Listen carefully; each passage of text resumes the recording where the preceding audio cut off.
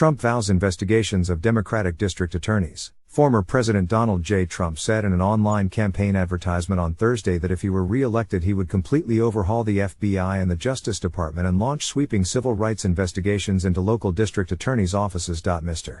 Trump's 3-minute ad promising to crack down on local prosecutors in Democratic cities whom he described as soft on crime Marxists came as he was facing intense scrutiny by 2 district attorneys, in particular Alvin L. Bragg in Manhattan and Fani T. Willis in Fulton County, GA. Last month, Mr. Bragg unsealed a 34-count indictment against the former president, charging him with falsifying business records in connection with hush money payments to a porn actress made during his 2016 presidential campaign. Ms. Willis, in the meantime, is continuing to investigate Mr. Trump's efforts to interfere with voting in her state during the 2020 election. While Mr. Trump did not mention either prosecutor by name, he has repeatedly lashed out at Mr. Bragg and Ms. Willis, both of whom are black, describing them as racist and politically motivated. Both before and after the indictment of Mr. Trump was announced, Mr. Bragg faced threats against his life, and a letter to him containing a white powder later determined not to be dangerous was found in the mailroom of his office. Mr. Trump's advertisement, which bore a screen title reading "Restoring Justice in America," was in keeping with his strategy of attacking law enforcement officials who seek to hold him accountable, one he has used over and over in his decades in the spotlight.